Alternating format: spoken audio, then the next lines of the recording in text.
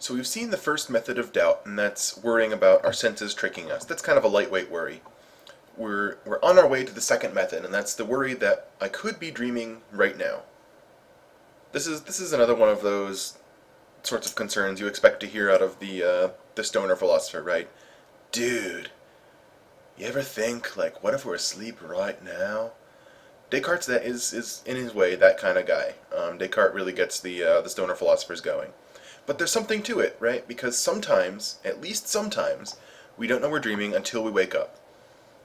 And here's why this is worse than the sense worry, is that if this is the dream, it's a lot harder to check in the moment and improve the degree to which we can figure out what's actually true.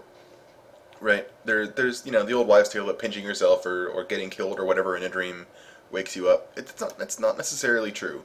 Right? And certainly things like squinting or getting closer, right? If the road looks wet and you're dreaming that it's wet, you're out of luck. And for that matter, right? So we're not going to fix any of the sense worries. Worse than that, right? We know that other things can be weird in a dream too, but we can be convinced that they're true. So, dreams don't even necessarily obey the laws of nature, right? There are dreams where you can fly, there are dreams where there's no gravity, there are dreams where you're on another planet, or, where you grow a tail, right? So we have reason also to doubt that, if I'm dreaming right now, it might be true that what I think are all the actual laws of nature and all of physics and astronomy and medicine, right? All of these might just be sort of things I've invented in my head. But, right, we're not completely doomed here either.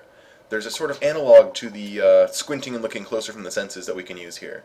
And so Descartes is going to say that, well, dreams must be sort of like paintings, and that they're both kind of created out of your mind. So how can we be sure about some things? Well, he says, if you think about a painter, right, painters can make up really fantastic things. You don't need to paint things that actually exist. Right, you can make a painting of a unicorn, you can make a painting of a satyr, you can make a painting of a world with no gravity, etc.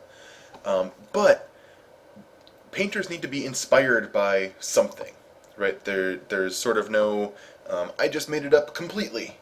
And Descartes' going to say that dreams are the very same way. You need to have the raw materials come from somewhere. And so the painters, right, you can't invent brand new colors, right? You can't invent brand new basic shapes, right? A square is still a square, a triangle is still a triangle, blue is still blue. And for that matter, you can't change the way math and logic work in a dream either. Now, advanced mathematics since Descartes' time may cast this into doubt, of course, but I don't know enough about that to talk about it. If you do, I'd love to hear about it. We'll set that one aside for now. So Descartes' going to say, well, maybe we can hold on to at least sort of basic geometry, basic, really, really, really basic physics, and sort of the laws of math and logic, even if we're dreaming.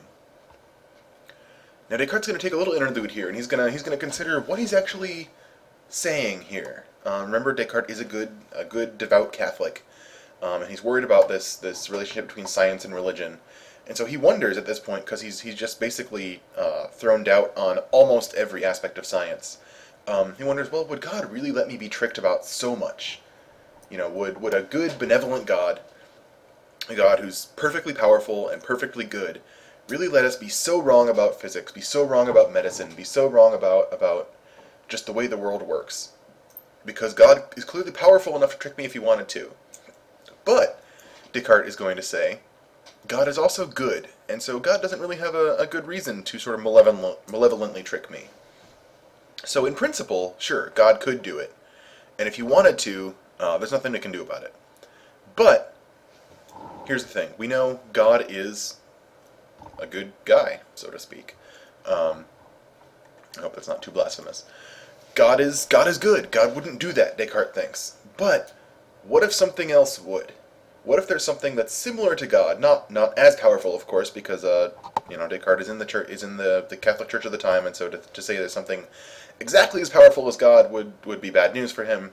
But what if there were a really powerful demon, nearly as powerful as God, still plenty powerful enough to do to Descartes all of the unfortunate things that God could do, but not perfectly good like God, a demon that is in fact really evil. This is a really big deal for Descartes. This is really the meat of the Meditations, certainly of Meditation 1, and this is really the inspiration for movies like The Matrix, and we'll talk about that as soon as we get through the next video.